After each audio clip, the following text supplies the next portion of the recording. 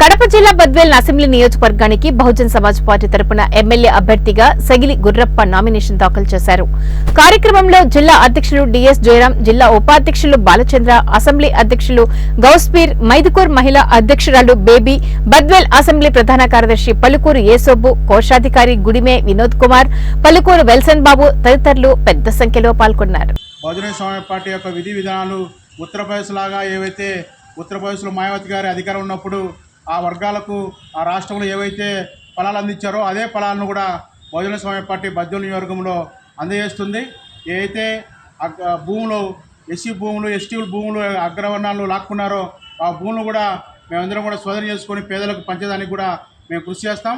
మమ్మల్ని అందరినీ కూడా ఈ నియోజకవర్గంలో ఉన్నటువంటి ప్రజలు మమ్మల్ని గెలిపించి అత్యధిక మెజార్టీతో గెలిపిస్తారని చెప్పి ఆశిస్తున్నాం. అంబేద్కర్ యొక్క విధానాన్ని ఈ ప్రజలు ఫాలో అవుతున్నారు. ఓటు యొక్క విధానాన్ని ప్రజలందరూ తెలుసుకున్నారు. ఓటు ద్వారానే రాజ్యాంగం వస్తుంది. ఎందుకైతే బహుజన సమాజ్ పార్టీ రాజ్యాంగం మేనిఫెస్టో, రాజ్యాంగ ఫలాలు పేద ప్రజలకు అందాలంటే బహుజన సమాజ్ పార్టీ అధికారం రావాలి. అధికారం వచ్చినప్పుడే రాజ్యాంగం ఫలాలు ప్రతి పేదవాడికి అందజేస్తుంది. బహుజన సమాజ్ పార్టీ నిదానం కూడా అదే. అంబేద్కర్ ఏదైతే పొందుపరిచారో రాజ్యాంగంలో ఆ హక్కులను పేద ప్రజలకు అందాలని చెప్పే ఉద్దేశంతోనే బహుజన సమాజ్ పార్టీ మేనిఫెస్టోగా పనిచేసాం. ఆ హక్కుల కోసం మేమందరం కూడా పనిచేస్తున్నాం. ఈ నియోజకవర్గంలో బద్వేల్ నియోజకవర్గంలో